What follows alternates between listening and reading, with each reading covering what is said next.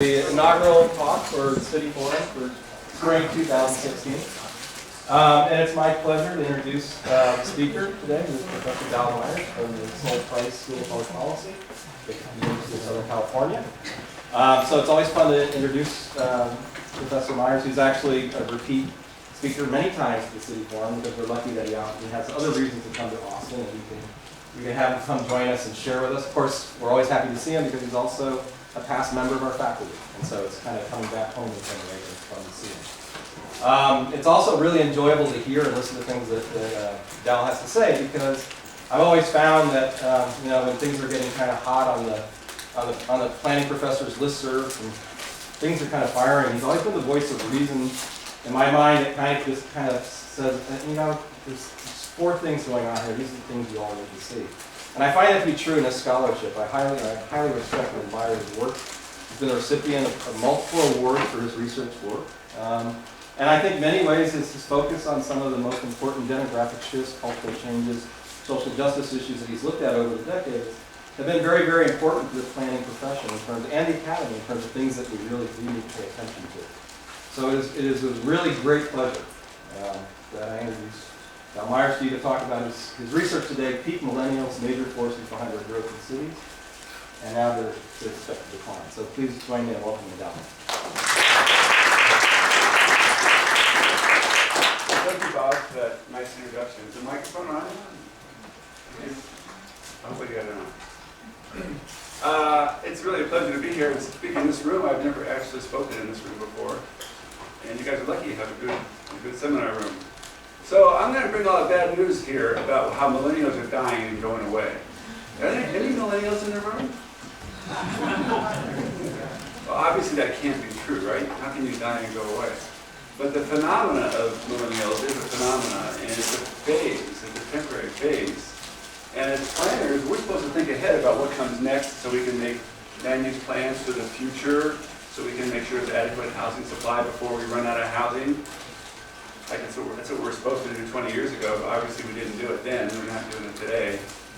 I'm coming from Los Angeles, and we're supposed to have the least affordable housing in America now, and we still can't plan ahead. It's interesting. It's like there's a market, and then there's people, and the people just somehow fall out of the sky, and no one can realize that their people are coming. And I have degrees in urban planning, but I'm also have picked up demography along the way, because I find it gives you the one really good prediction about the future. Even global warming, we can argue about it. People do still argue about it, but it's beginning to be a 97% consensus. But we don't really know when global warming or how bad. We don't really know for sure. But with using basic principles of demography, I always usually debate economists. And I said, first off, I admit, economics is the most important thing. It really determines everything. The trouble is you can't predict it ahead of time. They don't know in 3 months what's going to be the interest rate. They don't know, they really can't predict. But demographers are smarter. Because we know that in 10 years' time, everybody in this room is going to be 10 years old. It's a small point, but it's really has huge consequences. So I think my talk today will really illustrate how that plays out. Using the millennials as a big topic. I stole the title from one of my doctoral students who's doing peak cars. That's a big thing with travel. There's a peak, it's like peak is declining, they think. Well, no one's ever thought that millennials would decline. They're continually growing, except. So there's several debates. One is, are millennials different? Do they really have different preferences? Are they going to keep that forever? Or is it really just a temporary presence in cities? And why would it end? Now, I'll give an answer to that. And if it's only temporary, then how can planners prepare for the future? What comes next? What do we do? So you need a longer perspective, and it's really pretty well grounded. I should point out one more big advantage of the demographic perspective, is you can explain that to citizens in meetings pretty clearly. They get it. It's in their family. It's in their own life. It's a really good foundation for explaining how change happens over time and how we need to prepare ahead. Because it's not about dollars and cents they're going to argue over. It's not about climate change that they can't really touch and feel. It's about things in their families, and so it's very useful that way as well. So first, some basic facts about millennials. Who are they? When were they born? There's a big debate over it. I'm going to use this definition here. It's close enough to what other people are using, and it's just simpler. Some people say born in 1982 and later, but 1980 is close enough. How many? They like to brag how they're bigger and more important. There's only 78 million baby boomers, although we're shrinking the number slowly now. But faster later. But I want to point out, in the year 2030, the Census Bureau says there's still going to be 56 million baby boomers in 2030. We're not going away. And we vote a lot, more than millennials do. So don't blow us off. But the millennials are bigger and have bigger potential. It's a generation, however. It's not an age group. And everybody in the press and in practice treats it as an age group. That's how I can say treat millennials. The age group's going to go down. The millennials themselves will pass on to a greater stage in life. Soon they'll eventually get to be really good people like the baby boomers. Eventually. I won't go on too much about baby boomers, but I've been there. Okay, so they're found everywhere. You hear most about how their residents downtown is remaking cities. And that has been true, but it's not something we should be complacent about it, because it's going to be shifting and evaporating through our fingers if we don't make some plans now. So here we go. On preferences, are they really different in terms of preferences? Well, you know, are millennials different, or is it just a young person's preference? When the baby boomers were age 25, they lived in the cities too. They liked cities too, and then they got to be middle-aged. So is it really, what's the survey evidence about their preference, and how will it stick? I'm going to also maintain that most of what people say about preference is not really preference at all. It's just presence. They see more millennials, therefore they must have a preference. If there's more in cities, they must have a preference. That's really pretty crude. But that's how it is in most of the press, most of the information you read is based on presence. So we need to know how long will that last. And then really, where is it all going to go after we have full economic recovery, which we're still looking for. Now, here's some survey data from the realtors.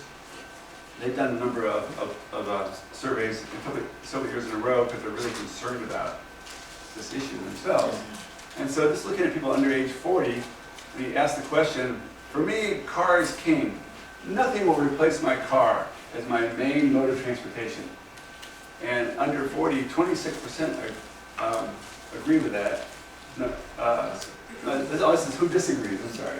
So I said, who disagrees with that? Well, 26% of young people and 18% of people over 50. That's not a really big difference, but it is substantial in terms of the car being king. The next question is, I think better, when deciding where to live, where would you rather be? And do you agree with the statement, what's important to me is living at the center of it all? That's a pretty good question. And there you see 23% of young people want to be at the center, but only 7% of people over age 50. So there is a difference, but we still don't know if it's a generational difference or just an age group difference. And that's really a big question, is how will the preferences persist? Here's a bigger difference, and this is the one that's most surprising to many people. There's a big political difference. When you ask the question, what's your ideal community to live in? Would you like to live in a city, a suburb, or in a small town or a rural area?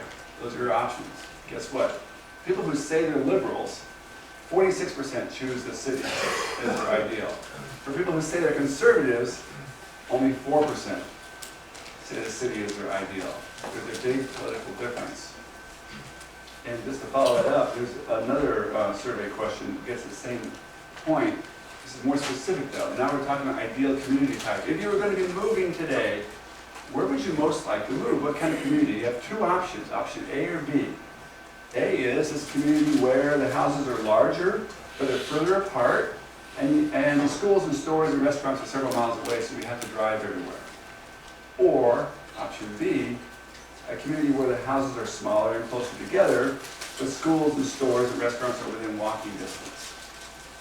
What would be your preference? So all in favor of option A, please raise your hand. You all want to live in small houses? Okay, all in favor of option B, raise your hand. You must be millennials.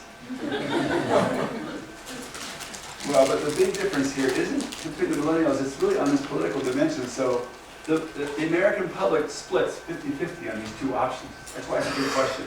50-50. Except being divided by political leaning.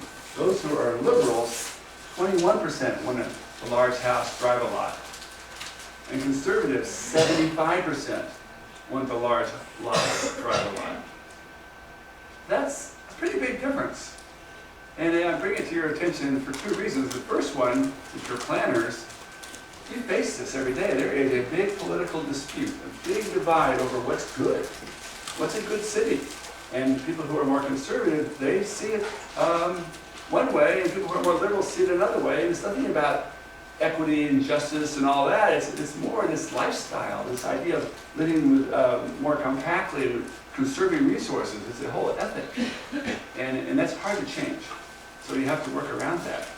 But I'm also bringing it for a second reason because we have a lot more survey data about political stuff. And so we don't know people's urban preferences from 20 years ago. They didn't ask the question. It was not an issue. So we can't look at generations over time. But we can look at political leaning over time. So here's what I got from the Pew Research Center. And they put out a big report on the generation gap. And so looking at percent liberal down there, the red line there is the millennials. They're the most liberal, and they've been liberal across all these surveys. And the bottom line is the silent generation. That's people before the baby boomers, and the boomers are the one just above that. The point here, these lines are flat, which means the political leaning that people had 20 years ago is still the leaning they have today. So there is persistence of some core values, and that would mean that if millennials really do have a preference for the city today, and if it's like political leaning, then maybe they'll carry that with them into the future. That's the only evidence we can find at this point that supports that. And we're not sure that it does work. We do know some things are really generational, like musical styles. You all like music, I don't like it all. My father liked big band music. He Count Basie, Duke Ellington, and I got to like those too a little bit. So that's what I would say what he grew up with. You know, and Jimi Hendrix is more my thing, but of course you like Jimi Hendrix. Baby boomers music is the best. So there are these preferences that we know do persist, and we have the political values that persist. But we're not sure how that applies to housing. Because people go through a life cycle and their needs change as they get older. And so that's going to force them to move into different types of housing in different neighborhoods. And so there's going to be some kind of balancing going on between preferences and actual needs. So let's put this all into conversation here, because we need to move into the real data. I've got facts. I mean, I'm a demographer, so I can count them all up.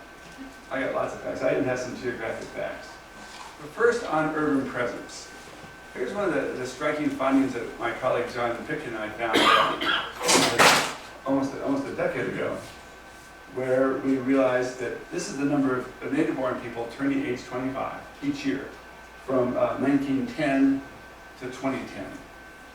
And the top line is people who are foreign-born or native-born. So the green zone is the added foreign-born. And you see there was a period in the middle of the century we didn't add any immigrants, and so there's no difference. And later we did add them, but the point is the line was up and down. And it goes up and down not because of immigrants, it goes up and down because of the number of native-born. That bottom line is going up and down. And that up and down, we have found, determines all these turning points in American cities.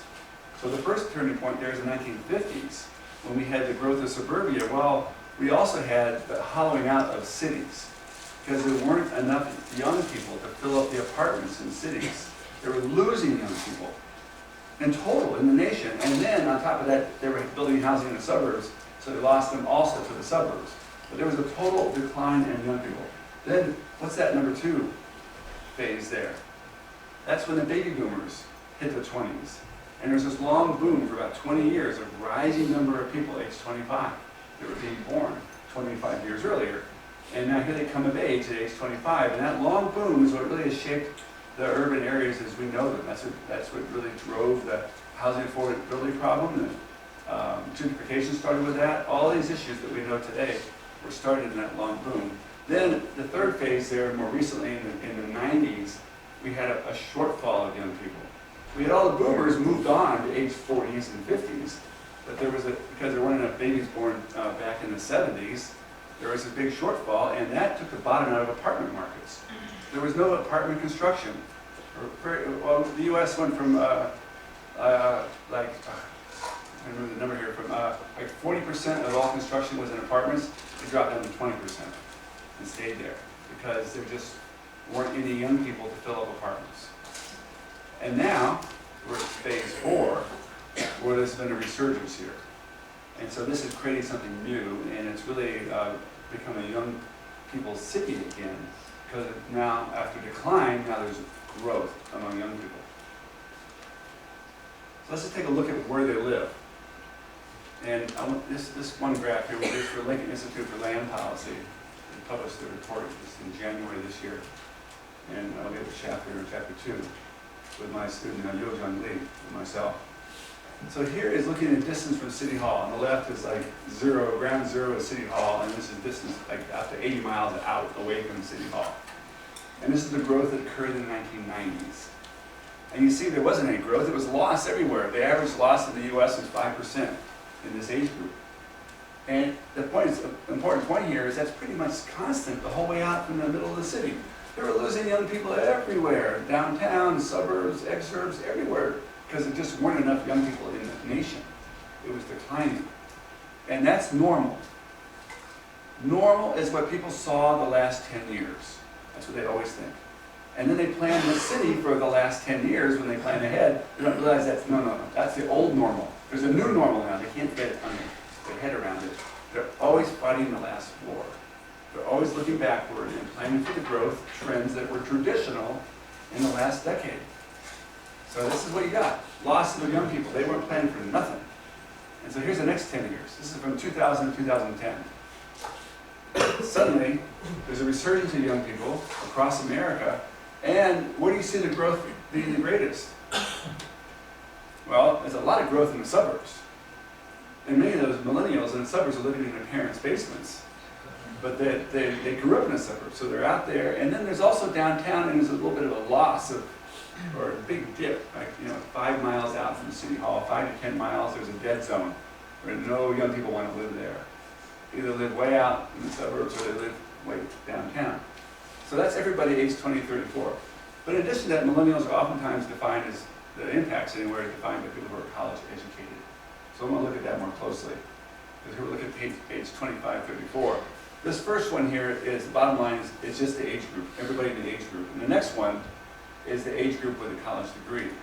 So since college education was rising, you have more and more college educated within a cohort that's also bigger. So it's bigger people, more people times more educated. And so it's rising, but again, it's rising everywhere in the city, but especially downtown. In the inner 2-mile, 5-mile ring, it's really exploding the number of young people with college education. And then there's a dead zone just outside of downtown where there's not as much growth. So that's the big picture there. And I'm going to just show you one more thing here by regions of the country. It does differ. In the Northeast and the Midwest, downtown is the only thing that's happening for young people. They're losing young people everywhere else. In the West and the South, it's not so much that way because there's more new development in the suburbs in the South, and so there's a lot more young people in the suburbs. In the West, it's not going in any particular direction. But the Midwest and the Northeast really are skewed towards downtown locations. Now, where does the news media operate from, by the way? Do they operate from Texas? Do they operate from California? They really operate from Washington, D.C., New York City. It's really an East Coast bias. And so they see this East Coast pattern, and they think that's happening everywhere. Now, I'm going to give you some theory. Don't run away. This is really simple theory. And I have a model I'm going to show you that's pretty elaborate, but you'll like it. I hope. The theory is simple. We live in an age-graded society. Now, economists would say we live in an income-based society where we pay for assets that we want to use. We pay for resources based on our incomes. That's their model. My model is a demographic model, which is temporal. People are born, they get older, and as they get older, their needs change. It's an age model. And so we live in an age-graded society, and there are entry-level slots that you want to move into. You all have your eyes on it right now. Entry-level job positions, entry-level housing, units. Young people go to entry-level slots. You don't go to old people's homes. You don't go to middle-aged suburban homes. You go to young people's places. And so that's the key point here of a life course perspective. Is simply there's slots to be filled and they're age graded. There's one problem with it though. There's somebody else living in your job and your house. Somebody else has already got it. So the only way you can get into it is two ways. One, we have to have a lot of economic growth that generates new jobs, or a lot of housing construction that generates new housing. That way we have new slots that aren't occupied. Or we have to wait for those other people to move out. In a normal situation, they do move out because they get older and they want more space, or they get married, they have a baby, or they get a job promotion, and everybody's moving up the ladder. And then if they go up the ladder, then you come in at the bottom and fill their spot. Bingo, perfect. That's the theory. The theory is there's a flow, a life cycle flow, and it depends on how many slots are open, and I'm going to show you how everything's different. Everything is totally reversed now, from what you knew the last 10 years to the next 10 years. It's totally reversed. And you help me think about what the consequences are. I still haven't wrapped my head around this. There's too many consequences. I can't get a grip on it. Here's the model. It's called the Bathtub Model. This is how you think about flows of people into cities. The water level in the bathtub is the population. And the population grows from people who are flowing into the city, but equally the water can also rise because of what? Because of the flow out of the bathtub, out of the city. If you plug the drain, the water rises. If you turn the water on fuller, the water rises, or the reverse happens. And we always focus on the inflow and forget the outflow. And I'm going to maintain that this outflow here in the bathtub, this is your pool of entry-level jobs. And these people who are supposed to be getting the promotion aren't getting it. They're not moving on. And so there's a lot of crowding going on. And the same thing with the housing market. And we'll look at some simple data just to show that. But that's the way I think about it, a flow through time, and it's both inflow and outflow.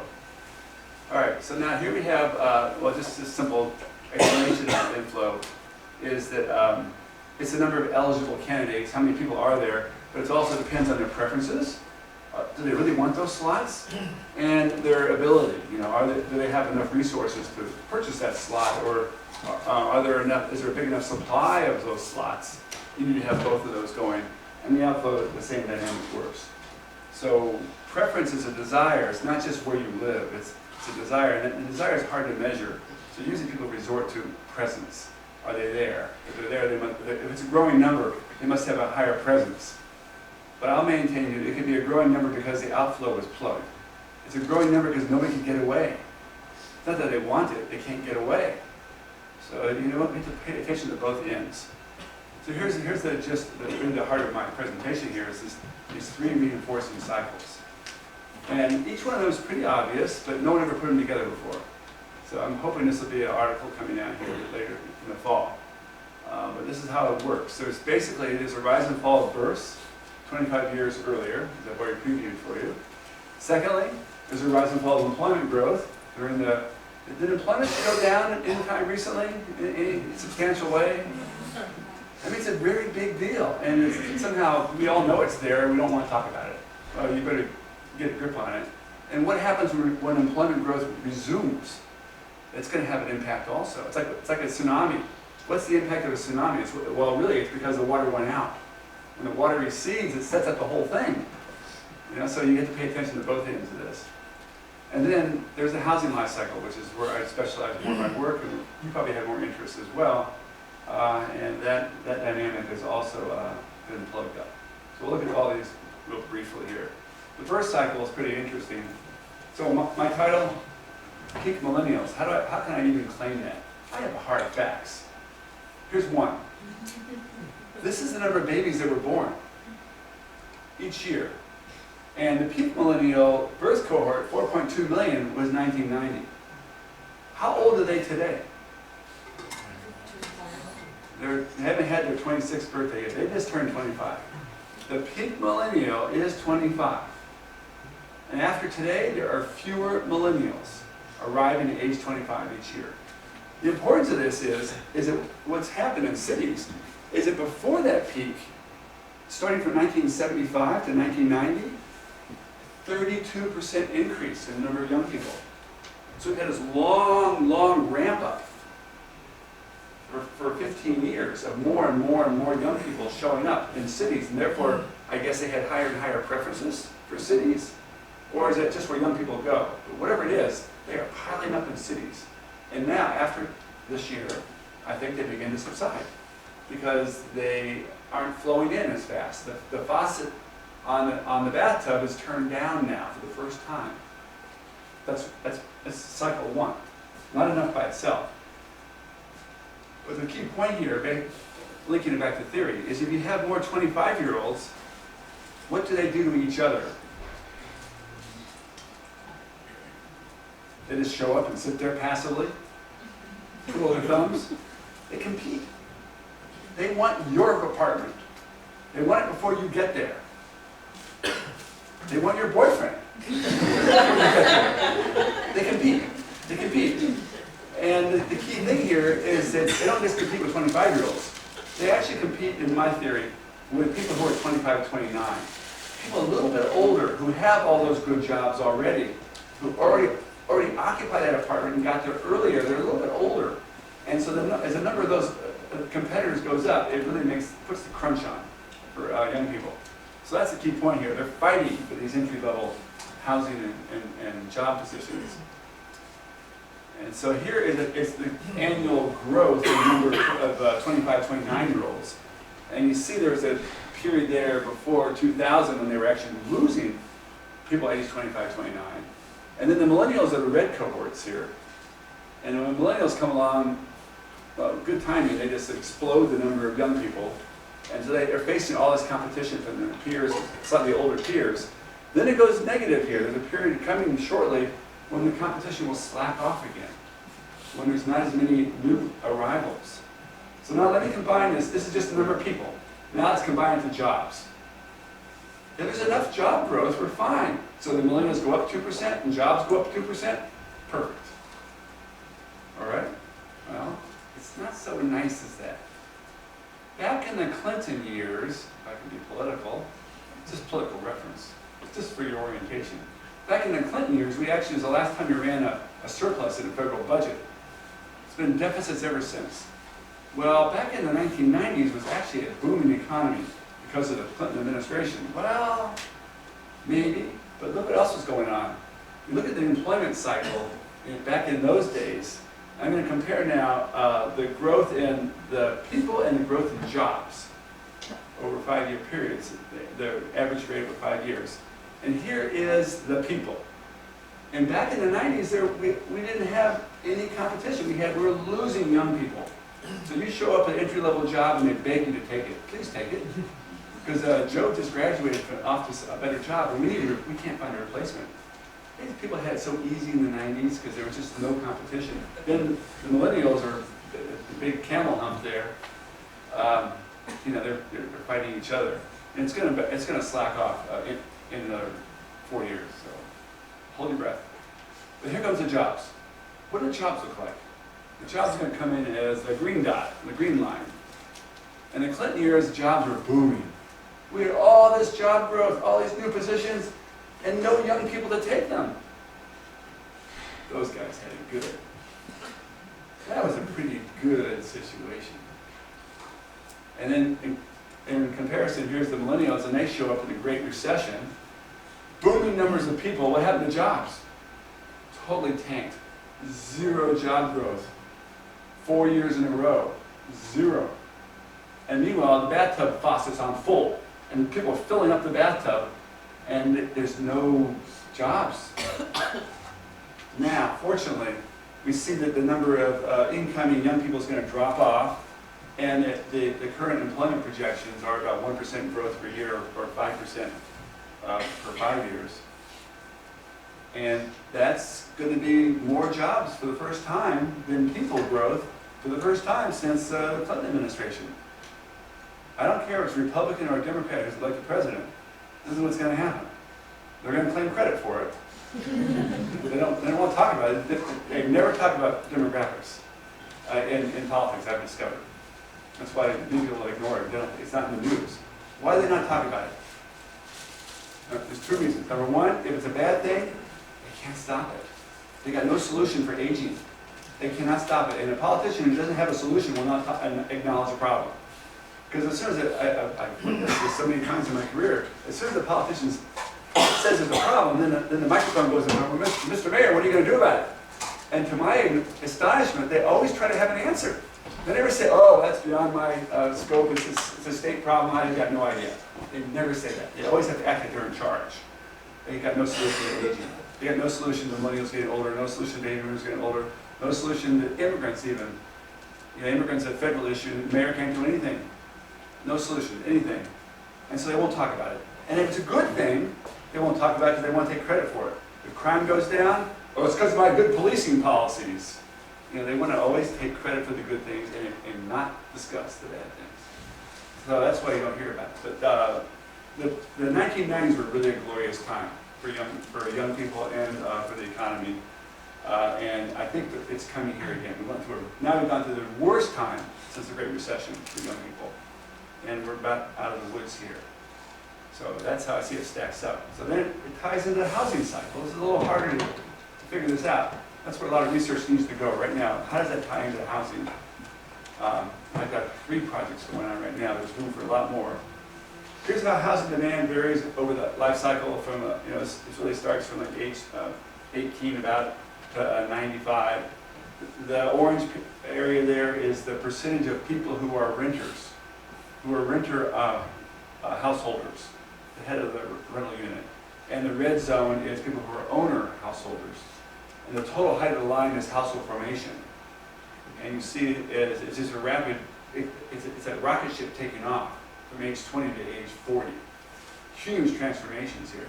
This is in 2013, which is a slow life cycle because of the recession. And you see the differences there. It's pretty dramatic. And you get really different pictures every 20 years when you look at it. Is what share are renters, what share are owners. It changes really pretty dramatically. So that's just a broad overview. Here's what's happening with construction. My gosh. Construction notoriously goes up and down in the business cycle. Up and down, and then we had this long boom here, which started in 94, 95, and continued to 2005 or 2008. And that long boom was really an aberration. It should have had another contraction. I won't go into it here, but you can see it doesn't look right.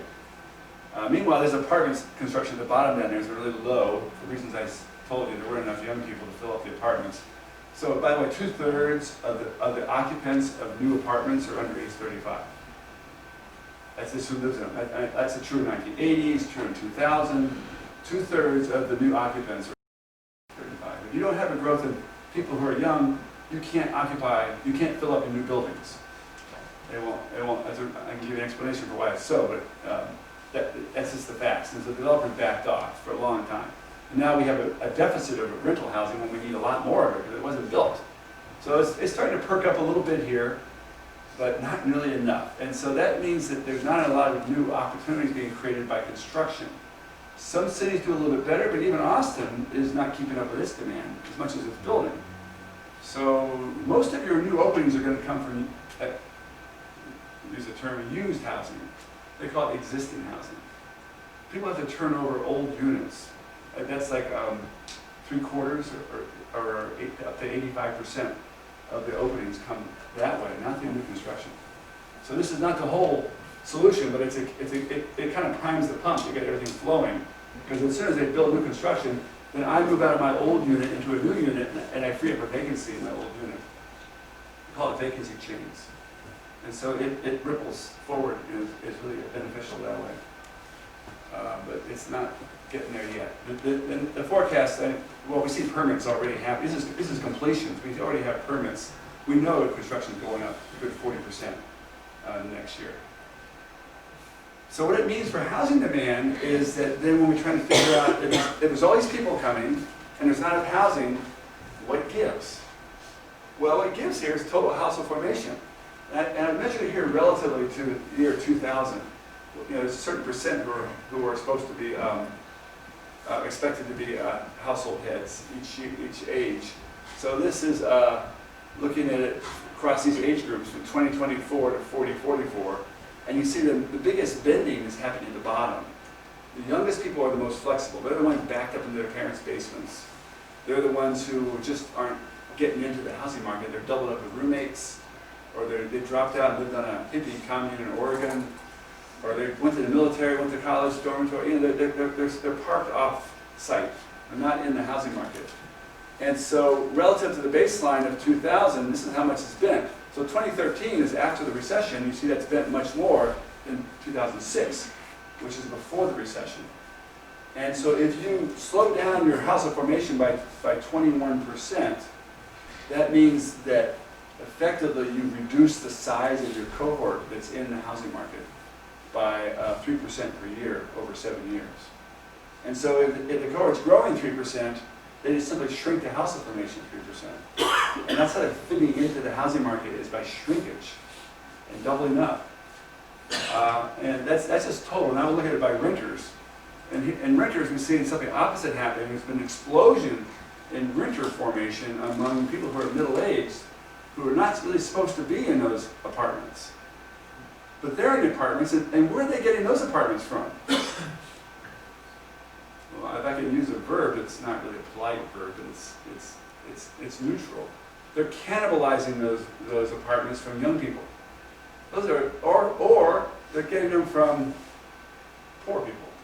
These are rental units that would have been occupied otherwise by the people who typically live in those units, and instead they're being occupied as middle-aged people, and who are making it worse for everybody. And what's the advantage that middle-aged people have over young people? They have higher incomes. What's the advantage they have over poor people? They have higher incomes, so they get what they want. And they drive up rents. And they evict working-class people from their neighborhoods. And it's bad, I think. Because then the shortage is being trickled down to a select group, either very young or more poor, or minority. They're the ones who are really taking the brunt of this, that increase. And then the reason they're doing that, the increase in rental, is because ownership households are really tanking. They're tanking for young people and middle-aged, and so the people who can't buy houses are a big problem for the rental market. This is where I have a lot of research we're doing right now on this issue, but this graph shows you, this is from one of the publications, this shows you the point that, okay, so there's too many people, too many young people, not enough construction. How does that work? Well, I'm trying to figure out exactly how it impacts everybody. Here's another look at homeownership. This is going to be in Cityscape. I know they're going to publish this in March, so in a month. This graph will come out. This is a shorter version of the graph. So we looked at like homeowners moving into the housing market, or young people moving into homeownership, I should say. And when young people are young, their increase in homeownership every 5 years is like a skyrocket. And so in the first 5 years, 25, 29, it's up 15 percentage points.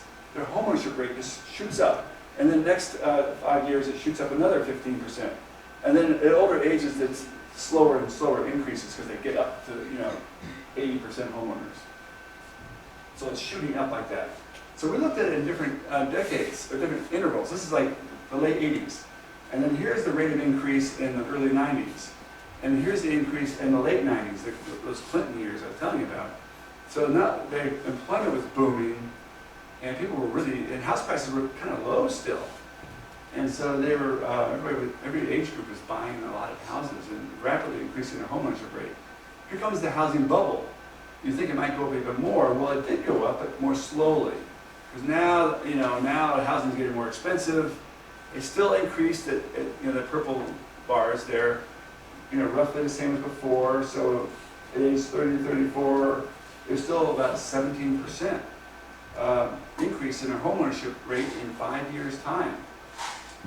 And then now here comes the housing crash. During the recession, it tanked way lower. And now the big question is, what happens now? Are we doing better? The nation's homeownership rate in total is still sinking slowly. But the cohorts are moving up, but not fast enough to push the rate up. And so here's what we have going right now. We think it's about like this. There's a little bit of an uptick in the rate at which people are buying houses, but it's not enough. And here's a projection, a low projection. I won't show you the high one, because the point I want to make is simple, is that speeding up of the home buying was freeing up more apartments more rapidly for everybody. And when home buying slowed down like that, it kept these same people bottled up in their apartments. And if they're bottled up, it means that you don't get the vacancy. They don't turn it over, so young people can't move in. And now we think it's going to speed up again. As it speeds up again, it should mean that more apartments turn over and available for young people to move in. So what was all bottled up is becoming unbottled. Not fast enough, but it seems to be what's happening. So there's this dynamic here of the plugged up drain is being opened up finally. And the implications for urban areas, you had to help me think about it. It's manifold. It cuts across everything. So here's this normal flow, through urban areas. It should be reviving, and it should be ending this era where millennials were really packed into central city neighborhoods where they could live with roommates, and they couldn't really move to better housing, which is usually outward in the central city neighborhoods further out, so they've been gentrifying all the neighborhoods close to downtown, close in, just sort of filling them up because that's cheapest housing available to them, and it's still close together where their friends are. So as they get more jobs, jobs will move them elsewhere also as they go for job opportunities. But it's been really restricted. So now the outflow is freed up, and it should be returning to more of a normal throughput. So that's the theoretical implication. I'm looking for evidence. Is there any evidence this has occurred? And I've given you inputs, but the actual results, there's scant evidence. I got one shred of evidence. I'll show you in a second. But here, this is one we're watching closely. This is the percent of people who moved in the last year. Traditionally, the American family moved, they used to say, every 5 years. And it's basically like 20% of people moved each year. And that's really plunged since 1985. And it fell to 18.5%, then it fell to 16%. It's now down around 11% are moving in a given year. And it's just been a topic of a lot of research, and people aren't sure why. Because it's a long-standing trend. We'll just look at it since 2000. And young people move a lot. People in the top two lines are people in early 20s, late 20s. They move a lot. But it's been slowing down. Before the recession, it was slowing down. So maybe housing got too expensive and they couldn't afford to move. But it's been slowing down. And then during the recession, it dipped even more. The dashed line is just hypothetical. It simply says, what if it goes back to the level of 2005 or 2006, before the recession? If it went back to the level before the recession, where would it be? And so we kind of expect it should go back up if things were working. But as you see, through 2015, there's really no evidence that mobility has perked up. So things are still stagnant. Even though the construction is starting to happen, job growth is starting to happen, the systems aren't flowing yet. So maybe next year we'll see this uptick.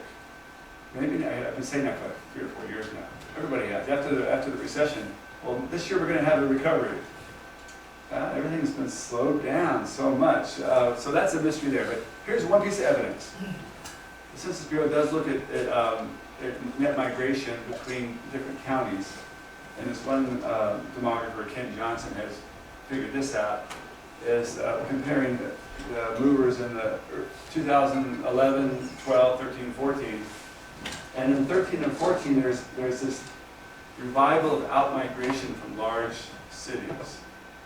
And there's a revival of in-migration to suburbs of large cities. So that's the only evidence that I can find that there's actually increased flows in urban areas, returning to what would have been expected before.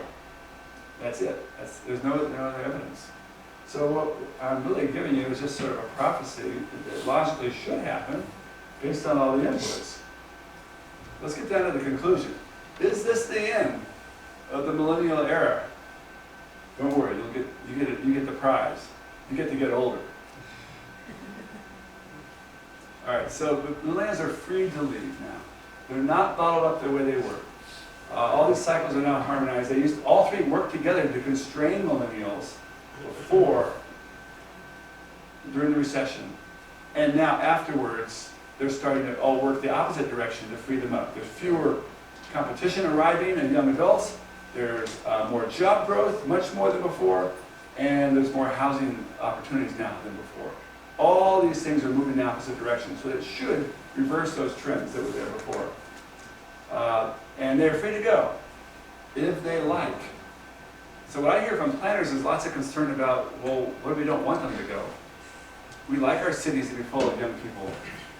It makes them more lively and attractive, and we don't want them to go to urban sprawl because that's going to be bad for the climate.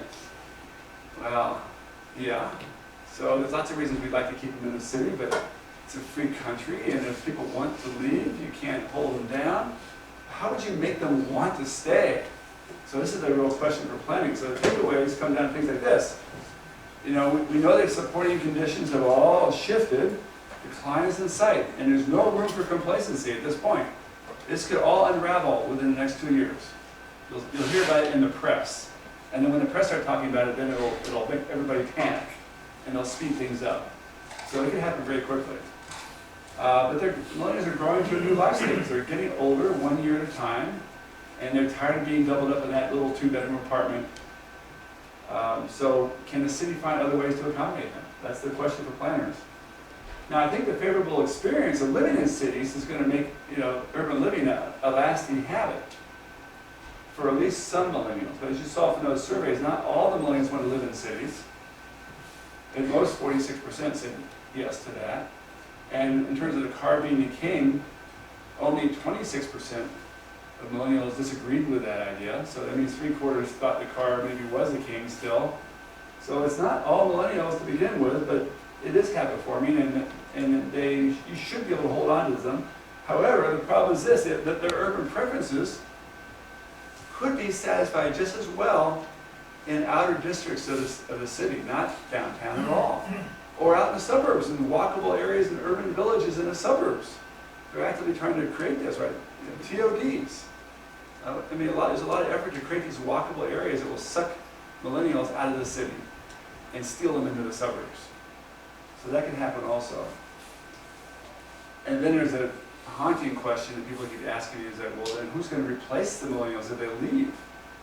I can't imagine a city without millennials, without growth of young people. Well, we never had growth of young people for a long time, but now they're used to it. Now they expect it. Well, you could have immigrants move in, except immigration is really low right now. It's very depressed. There's no sign of it reviving. And besides that, when immigrants come to America, more and more they're going straight to the suburbs. They're not going downtown. So immigrants are part of it. How about the baby boomers? Don't they want to come back and live in the city now that they don't have kids anymore and they can live in a condo over the art gallery? Yeah, there's a few like that. I can count them, That's some. There's going to be all kinds of people who want to live in the city, including old millennials. Old millennials, baby boomers, some immigrants. Some people just don't know better. Poor people. I think it's going to take the pressure off of gentrification. That's a good thing, right? Maybe East Austin has a chance. Maybe we'll stop it and bring it to a screeching halt. I'll give you the sign if it comes to a screeching halt. Here's what you watch. How do you know? Look at that new big apartment building they're building over there in Comal. Giant apartment building. See how fast it leases up. If it leases up in a month, not stopping. I bet it goes longer. Maybe it'll go for 6 months. It'll become a news item. So that's the kind of thing to watch.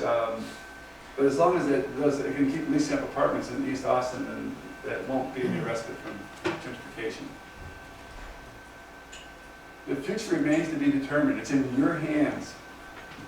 Thank you.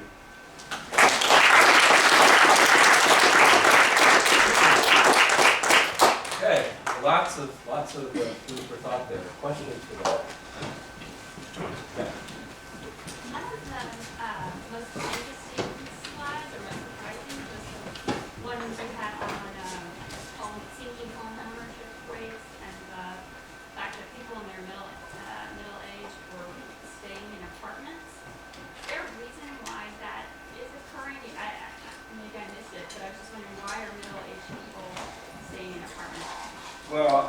Now, I didn't describe why. Well, with the financial crisis, have you seen the movie The Big Short? Yes. Okay, that's part of the answer. It's been a disaster. And it shut down all construction for a while. It overturned the mortgage market, the way you can apply and get a mortgage. People can't get mortgages even though they have money. Even Ben Bernanke couldn't get a mortgage last year because he didn't meet the new strict qualifications. They're trying to guard the, when I said people are looking backward to plan the future, I'm not joking. The horse is out of the barn. This giant disaster, and now they're trying to close the door and bolt the door.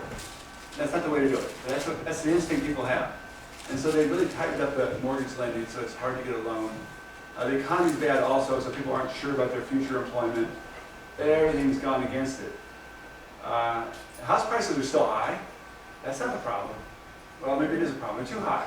It's really weird. I mean, the old baby boomers are holding on to their houses, keeping the prices high. And then there's hardly any houses available for purchase. When you try to buy one, it's hard to buy one. The whole market is not working. It's been broken by this disaster. And so the casualty there is that middle-aged people, middle-aged people 40 years old, aren't buying homes the way they would have normally. And then the casualty of that is, if they're not buying homes, then no one ever asks this question. Where are they living? They're living in your apartment, the one that's supposed to be freed up for you. No one ever asks that question. They don't connect the dots. The failure of home buying is a disaster for renters. Other question? At the two time series curve showing the change of population and jobs. Yeah. That's based on national figure, right? Right. And are there variations, or how much, or any, in terms of this kind of trends among different parts of the country or different states, regions? It's probably huge. I haven't looked. But the data exists. It's very simple data, just employment growth and number of people in that age. I haven't looked. I didn't have time. It's too complicated. I was so buried in all these other details. But yeah, it's got to be a big factor, big differences. And I think of the national figure, and then think about an overall trend that people in jobs moving from northwest, northeast, and other southwest. And there must be a huge variation in terms of job and population trends over time among different regions. I think it'd be fun to look at Arizona. Arizona had a really bad bust. They used to have lots of growth before, then they had their severe housing crisis, and now that growth is reviving. Even Florida lost population during the recession.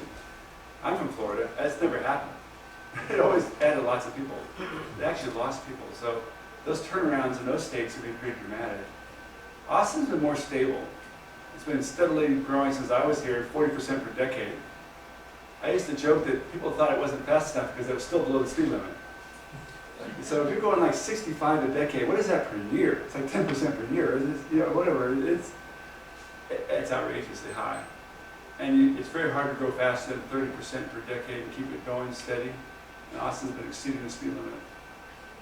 So, but Texas was the only game around that had any jobs for a long time during the recession years because of the Texas miracle. The NPR said 12 firms are leaving Silicon Valley to see it come to Austin. 12 additional Silicon Valley firms. So that's so. Well, I don't want to be a homie here about it, but those are firms who couldn't make it in Silicon Valley. Oh, okay. Big firms don't move so often, but right now Toyota is moving its headquarters from LA to Plano. So there are some big relocation people out of attention. I don't specialize. I leave that to Liz to worry about the employment stuff, employment trends. I used to do that. Yeah. And Pat used to do it too. Now she's got on too, different stuff. Since you look at the housing side, have you looked at the thing that happened in Austin? A lot of partly that 35 to 40 range also created a new opportunity for the existing renter apartments to move out of renter status and into ownership through condoization. You take old apartment complexes in the core and you put a little bit of paint on them, and you turn around and say, these are now condos, and now you sell them off unit by unit. So it's not only the fact that they're occupying them, but they're actually converting the rental market units to ownership units. So they're truly cannibalizing them. Yeah, totally got it. I mean, so I can think of 5 or 6 just in the inner city core.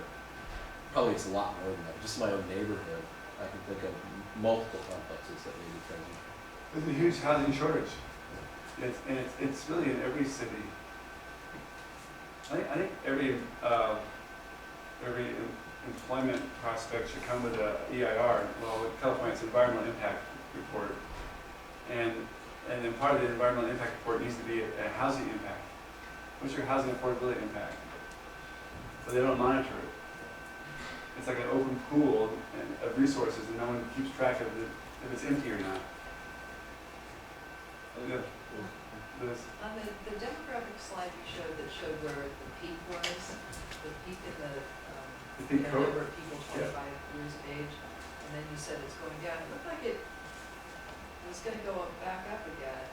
And another decade, it rises again. Yeah, I mean, it seemed like the new, it was going up, but it was still kind of overall on this upward trajectory.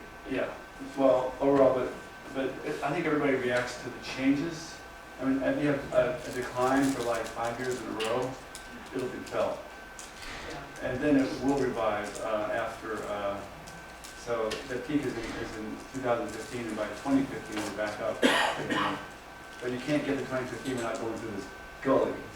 Yeah. And that trough it'll have an impact. I mean, the other thing, I thought it was really interesting, the presence versus preference thing. Because Yeah. you do hear all this stuff thrown out there about preference, but I also really wonder about housing choices. I mean, with our new comprehensive plan and our code rewrite, we're really debating and talking about single housing and where would people go if they had different choices than we give them now. So, I mean, all this, it seems like the housing life cycle, there's an assumption about where you go once you're middle age with kids. But you go there especially if that's what there is. Right. I mean, it'd be interesting to look at regions that have a different set of options to see. Well, some places, if you're going slower, you've got a better shot at it. If you have less regulation, you have a better shot at it. But do some places have, there are some places where more people might live in duplexes or, think of Los Angeles, there's lots of homeowner options that are not the single family, fee simple, large Right. lot, whatever. But they're not building more like that. Those are all inherited Yeah. from the 40s and really early. I think it just would be useful to just do the arithmetic and figure out, how many units do we need? And not just by price bracket, people get sucked into that too quickly, but by lifestyle bracket, and basing that on your age and whether you have kids or not. And just figure that out, and then map that over time and figure out, okay, so that's what we're going to have in 20 years, but we can't build them overnight, so let's start building them today. We'll build up a stock. But we leave the housing market pretty much to private decisions, and they make short-range decisions. And housing it's a great contradiction, because housing is the most durable asset. It lives 80 years or longer. My last house was almost 150 years old in California. And so I always joke that, I don't joke, I actually say it quite seriously, that there's no consumer sovereignty in housing. It's that we live in a capitalist system with no consumer sovereignty, because only 1% in California has consumer sovereignty. And that's the 1% who's shopping for a newly built apartment or a newly built home. Because there the developer listens to them, says, what do you want? And they build what they want. That's 1%. And the rest of us are all living in hand-me-downs that were built for some other purposes, some other preferences, not for you. You just get what's left over. And that's one reason people live in housing that's not really appropriate for them, because you have these low-income families with 3 kids living in little apartments. Well, they shouldn't be living in those apartments. Why don't they build apartments that have more bedrooms? Want to hear the answer to that? It's back to that principle I gave you before, that majority of people are under age 35 who live in new units. They're building new apartments for singles and couples without kids. If you were a middle-class family with kids, you wouldn't be looking for an apartment, you'd be looking for a single-family house. So they're only speaking to young people, childless people, and yet then ultimately poor people end up living there. But it wasn't designed for them, ever. We don't think ahead as to who. So I don't think you should dictate to the market, but you should at least sort of show some numbers as to, well, here's what's coming, here's what we need. This is the benchmark, and you can take it or leave it, but you all ought to know what's coming, and then we can discuss it in city council. But you make your own market decisions, and they're gonna really only build what pencils out today, and that's fair. But we need to keep our eye on the long term, because maybe the city council has to lighten up on the regulations in some periods to pump up the supply more. If we knew what the target was, I think that the citizens are reluctant to cut the developers any slack at all, because they figure developers just have to make money, and they don't want to help them make money. But that's not true. It's a lie. Developers are trying to actually build something people need, and not just for this year, but for the rest of the century. And so if you look at it that way, the developers are doing a service to everybody. They're helping us, but they're making money. But we don't keep track of the service. We only keep track of the money. And so people resist them because they don't want to help them make money. I think they're trying to rip everybody off. Well, I think that's only half the story. They really need to keep track of all the good things that developers are producing. But we don't keep score. We don't even add it up. Any questions there? Could you go back to the slide that you had from someone else, your one shred of evidence? Yeah, okay. No, that's, I think you're, but I was just interested in that, Let's see. that uptick in light of, or asking if you knew what those age groups were within But that. this is total. No, Yeah, this is like really crude. Yeah, We don't really have good evidence. It's just total population migration, exactly. and they don't know who it is. We can get that. You can figure it out with the American Community Survey. You can calculate this and get deeper into it. But this is just sort of aggregate for the whole nation. And he patched it together from estimates of the Census Bureau. The first thing you get is totals, and then later you get more details. And it takes time to figure it all out. So 5 years from now, we'll have it figured out. But this is all, right now, it's the only thing I've ever seen.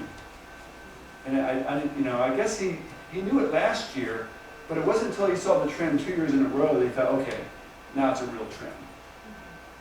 Because you hear little blips up and down, and those are, you don't want to be distracted by that. So, and I don't know for sure what it was before, but probably it was a lot higher before, then it came down, and now it's going back up. Probably it's what it is. So time for one last question.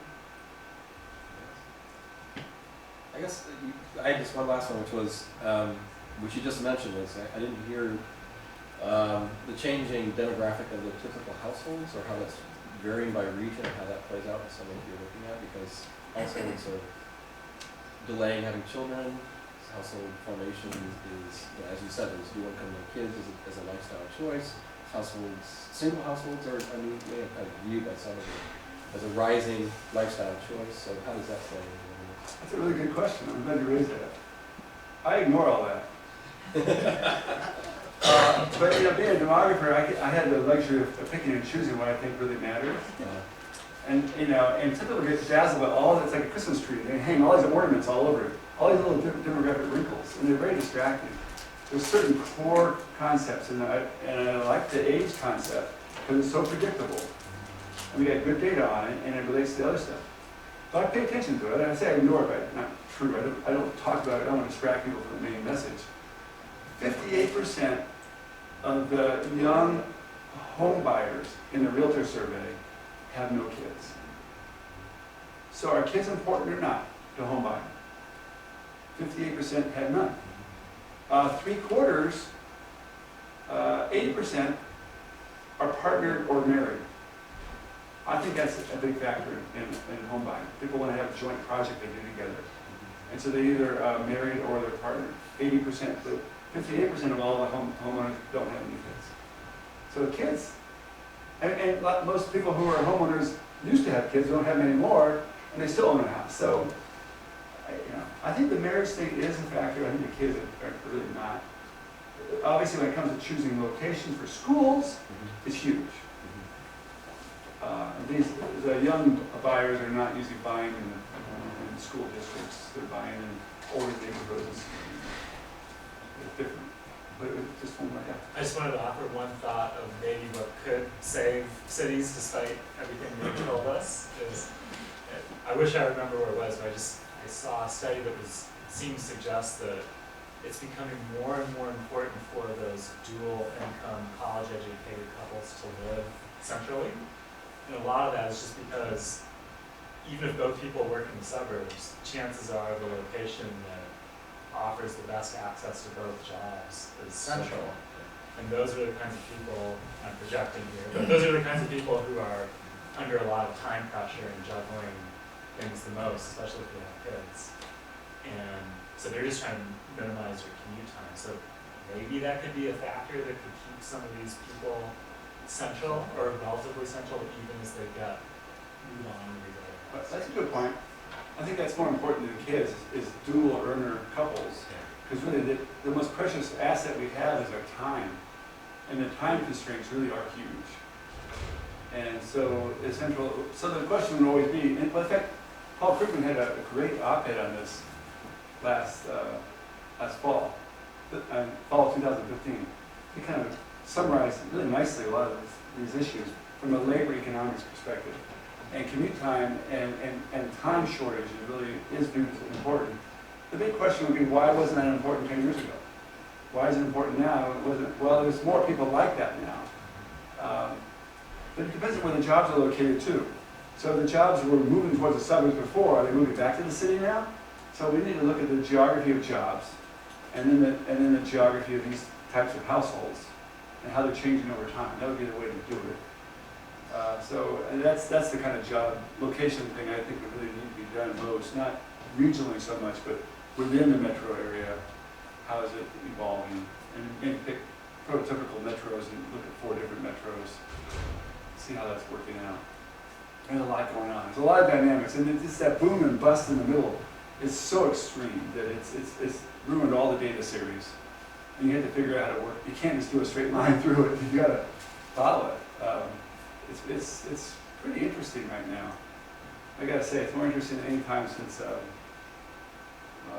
the, I don't know, early 70s. When the baby boomers were a big unknown.